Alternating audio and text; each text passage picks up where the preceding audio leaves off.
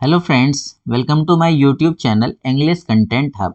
If you like my videos, please subscribe my channel, press the bell icon for notification and don't forget to share with your friends. तो friends आज हम जिस concept को पढ़ेंगे उस concept का नाम है use of this that this that these and those कि हम इनका इस्तेमाल करते कहाँ पर है। तो मैं सबसे पहले शुरुआत करूंगा दिस से।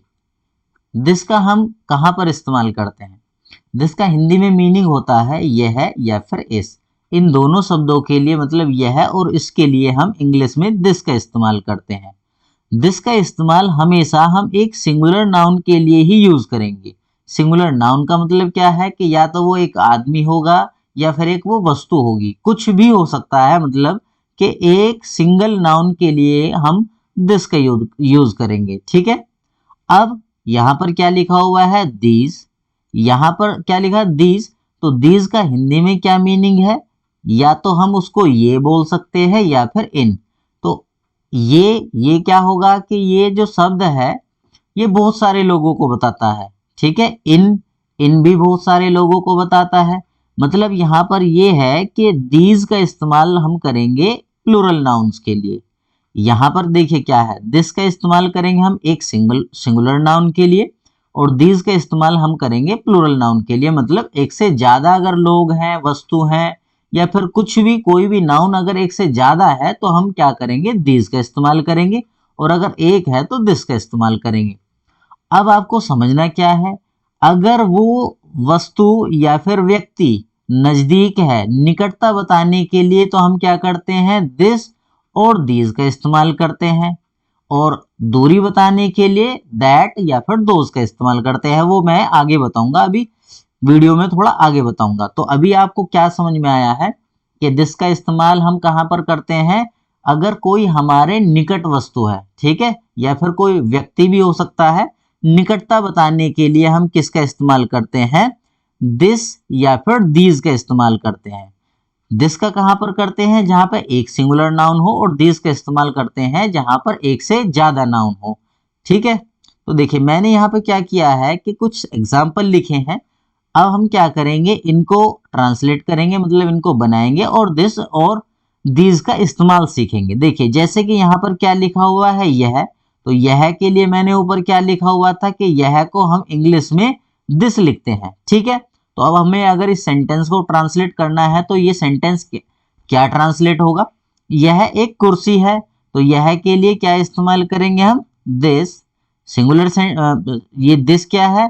ये हमारा एक सिंगुलर नाउन के लिए ही यूज होगा, तो हम क्या इस्तेमाल करेंगे यहाँ पर? इज।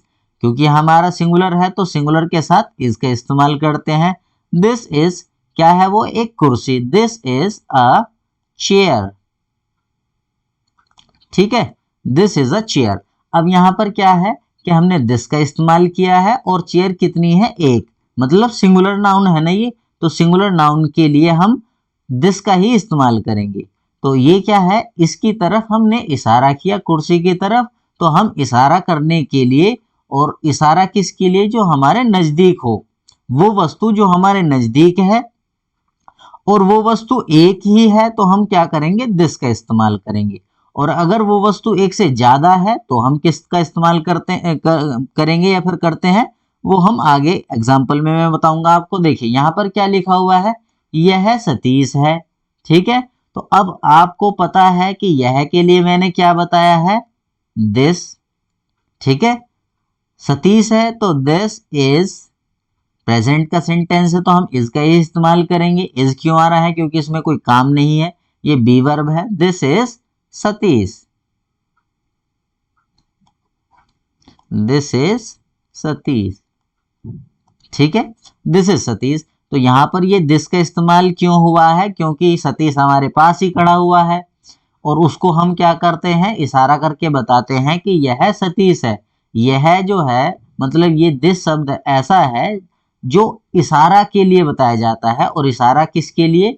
जो हमारे नजदीक है। अब हम क्या करते हैं? नेक्स्ट सेंटेंस के पास में चलते हैं।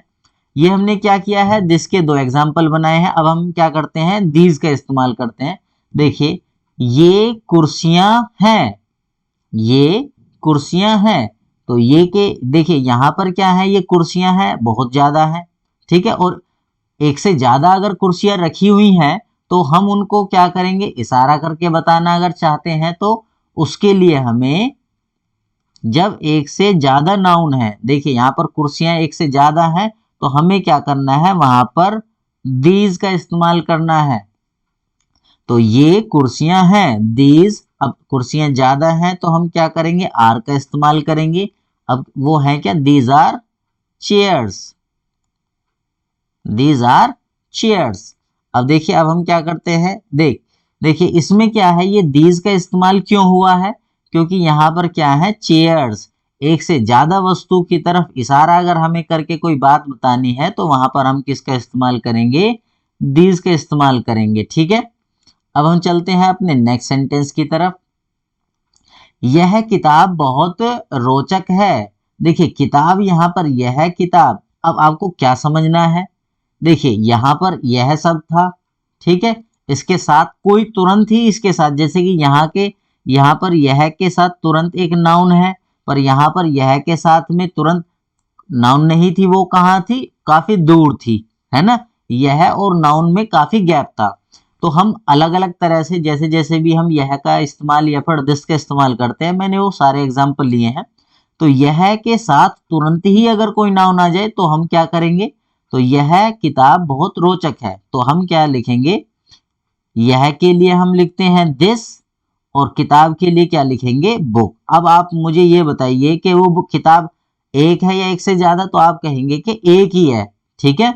दिस बुक इज, अब एक चीज और समझना है, अगर यहाँ पर ये किताब मतलब जो ये नाउन है ये कैसी है, अगर सिंगुलर है तो हम यहाँ पर दिस का ही इस्तेमाल करेंगे, दिस का इस्तेमाल हम नहीं कर सकते, ठीक है। अब क्योंकि वो दिस का इस्तेमाल हो जाएगा, जब नाउन ज्यादा हो जाएंगी तो वहां पर दिस का इस्तेमाल ना करके दिस का इस्तेमाल करेंगे, अगर हमारे पास ही कोई वस्तुएं रखी हुई है तो, ठीक है। तो दिस बुक इज, बहुत रोचक है तो very interesting, this book is very interesting, ठीक है। तो यहां पर देखिए, यहां पर क्या है, दिस के साथ तुरंत ही नाउन आई है, और यहां पर जो एग्जाम्पल है ऊपर वाले में, इसमें थोड़ा दूर है, ठीक है। तो हम ये नहीं है कि दिस के तुरंत बाद ही नाउन आएगी तभी हम इसका इस्तेमाल कर सकते हैं, जैसा हम यूज करना चाहें वैसा कर सकते हैं। तो दिस के तुरंत भी अगर साथ कोई नाउन आए तो हम कर सकते हैं, अगर दूर है तो भी हम दिस का इस्तेमाल कर सकते हैं। अब क्या करते हैं, हम नेक्स्ट सेंटेंस की तरफ चलते हैं। इस किताब को पढ़ो, ये कॉन्सेप्ट अलग है, इसको हम इंग्लिश में इंपेरेटिव बोलते हैं, पर हमें यहाँ पर इंपेरेटिव से कोई मतलब नहीं है, हमें तो इसका इस्तेमाल सीखना है कि इसका या फिर यह का इस्तेमाल हम कैसे करते हैं। तो हम क्या करेंगे, इंपेरेटिव में क्या करते हैं, हम सबसे पहले हम मेन वर्ब से सेंटेंस शुरू करते हैं। रीड दिस बुक, ठीक है, रीड दिस बुक, यह किताब, मतलब इसके लिए भी मैंने क्या बताया था कि हम दिस का ही इस्तेमाल करेंगे, ठीक है ना, रीड दिस बुक। तो यहां पर दिस के साथ तुरंत ही एक नाउन आया है, ठीक है। यहां पर मैंने आपको बता दिया है कि दूर भी आ सकता है नाउन और पास में भी आ सकता है। तो इसके लिए भी हम दिस का इस्तेमाल करते हैं, और यह के लिए भी हम दिस का ही इस्तेमाल करेंगे। नेक्स्ट सेंटेंस में चलते हैं। अब ये बच्चे बहुत गरीब हैं, ये बच्चे बहुत गरीब हैं। ये अब आप बताइए कि बच्चे एक है या एक से ज्यादा है, तो आप कहेंगे कि बच्चे तो बहुत सारे लोगों को बोलते हैं जब बहुत सारे हों बच्चे, तो हम क्या कहेंगे, ये बच्चे बहुत गरीब हैं। तो ये बच्चे के लिए हम क्या लिखेंगे, दिस लिखेंगे या दीज लिखेंगे, आप बताइए। तो अब हम क्या लिखेंगे, क्योंकि ये तो ये है, मैंने ऊपर बताया है कि ये के लिए हम लिखते हैं दीज, तो दीज। बच्चे के लिए हम क्या लिखेंगे, चिल्ड्रन, दीज चिल्ड्रन। अब आप एक चीज और समझना कि चिल्ड्रन में एस नहीं लगता है, चाइल्ड होता है एक बच्चा, और अगर हमें एक बच्चे से ज्यादा बच्चे दिखाने हैं तो उसको हम क्या बोलते हैं, चिल्ड्रन। चाइल्ड एक बच्चा और चिल्ड्रन बहुत सारे बच्चे, तो दीज चिल्ड्रन। अब ये बहुत सारे बच्चे हैं तो हमें क्या करना पड़ेगा, आर लगाना पड़ेगा, दीज चिल्ड्रन, और चिल्ड्रन में एस भी नहीं लगाना है, मैंने बहुत बार देखा है कि चिल्ड्रन में एस लगाकर बोलते हैं, चिल्ड्रंस बोल देते हैं, वो गलत है। तो दीज चिल्ड्रन आर बहुत गरीब, बहुत गरीब को क्या कहेंगे हम? Very poor. These children are very poor. These के साथ आप देखेंगे कि यहां पर हमेशा जो भी नाउन होगी वो प्लूरल ही होगी, मतलब एक सिंगल से ज्यादा ही होगी, ठीक है ना। तो हम प्लूरल जानते हैं कि किसको बोलते हैं, जो एक से ज्यादा हो। अब इसको बनाते हैं हम, मैं इन बच्चों से प्रेम करता हूं। तो ये हमारा सेंटेंस है प्रेजेंट इंडेफिनिट का, जो मैं आने वाली अपनी वीडियो में आपको मैं पढ़ाऊंगा कि प्रेजेंट इंडेफिनिट क्या होता है, इसका यूज हम कैसे कैसे करते हैं। तो आई, हम यहाँ पर प्रेजेंट इंडेफिनिट नहीं पढ़ रहे हैं, हमें क्या करना है, इन बच्चों के, यह मतलब ये, इनका इस्तेमाल कैसे करते हैं। मैंने ऊपर शब्द लिखे हुए हैं चारों। तो मैं इन बच्चों से प्रेम करता हूं, आई लव।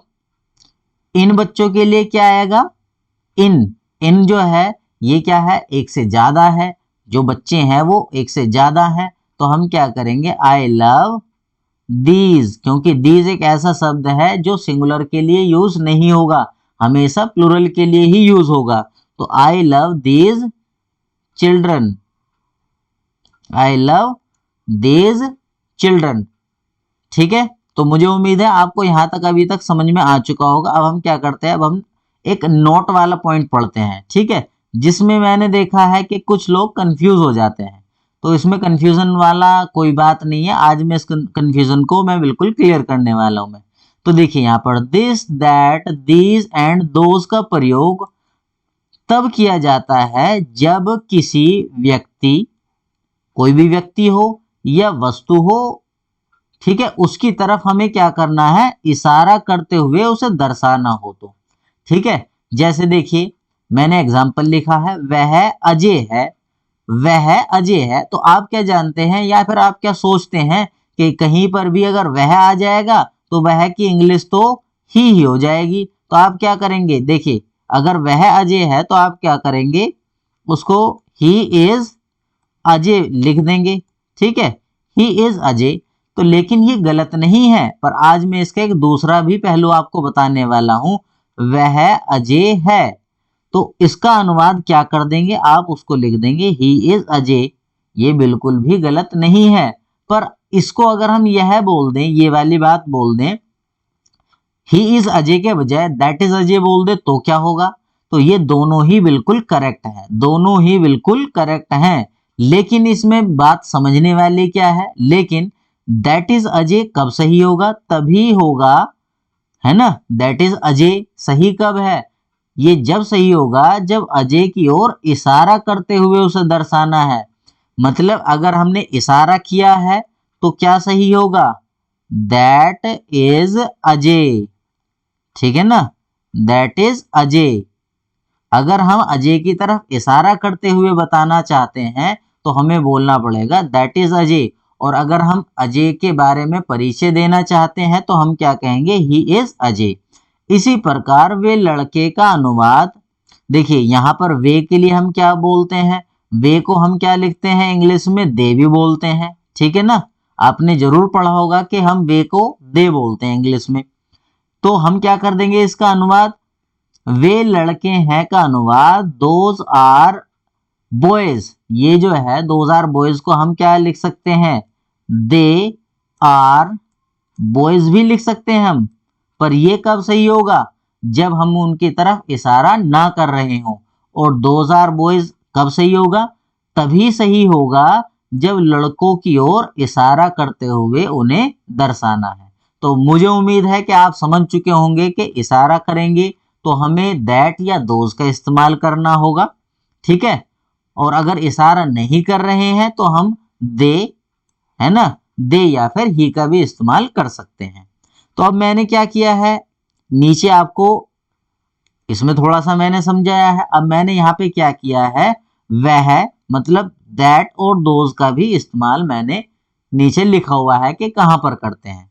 तो दैट का इस्तेमाल हम कहाँ पर करते हैं, जहां पर हिंदी में वह लिखा हुआ हो, या फिर हिंदी के उस शब्द के लिए भी हम इंग्लिश में दैट का इस्तेमाल करते हैं। दोज का इस्तेमाल हम कहाँ पर करते हैं? जब हिंदी में वे लिखा हुआ हो या फिर उन लिखा हुआ है तो उसको भी हम इंग्लिश में दोज ही लिखते हैं। अब आपको समझना क्या है कि जो दैट है वो एक हम सिंगल पर्सन के लिए या फिर सिंगल वस्तु के लिए यूज करेंगे, मतलब कि सिंगुलर नाउन के लिए यूज करेंगे। और दोज का इस्तेमाल हम कहाँ पर करेंगे? जहां पर नाउन हमारी जो भी कोई व्यक्ति है या वस्तु है वो एक से ज्यादा हो, मतलब प्लूरल हो। साथ ही साथ हमें क्या दूसरी बात और ध्यान क्या रखनी है? अगर हमारे पास की जो वस्तुएं हैं या फिर कोई व्यक्ति है उसको बताने के लिए तो हमने क्या करा था? दिस और दैट, दिस और दीज का इस्तेमाल किया था। और जो दूर की वस्तुएं हैं, ठीक है, उनको बताने के लिए हमें क्या इस्तेमाल करना है? दैट और दोज का इस्तेमाल करना है। तो मुझे लगता है कि आपको ये बातें समझ में आ चुकी हैं कि पास के लिए दिस और दीज का इस्तेमाल करना है और दूर के लिए हमें क्या करना है? दैट और दोज का इस्तेमाल करना है। अब देखिए मैंने यहां पर क्या किया है, इनके लिए कुछ एग्जाम्पल लिखे हैं। तो वह एक कुर्सी है, वह एक कुर्सी है, वह का, देखिए वह को आप क्या समझते हैं? वह की इंग्लिश, कई बार आप सोचते हैं कि वह की इंग्लिश है ही। अगर हम इसको वह को यहाँ पर ही मान लेंगे तो ये गलत होगा, ठीक है, क्योंकि यहाँ पर किसी व्यक्ति मतलब किसी आदमी की बात नहीं की गई है, यहाँ पर एक कुर्सी की बात की गई है और उसकी तरफ इशारा किया गया है। तो वह एक कुर्सी है कि इंग्लिश, ये देखिए वह को हम इंग्लिश में क्या बोलते हैं? दैट। दैट कब कहेंगे? जब हमें उसकी तरफ इशारा करना है, ठीक है ना। तो दैट इज, क्या है वो? एक कुर्सी है। That is a chair.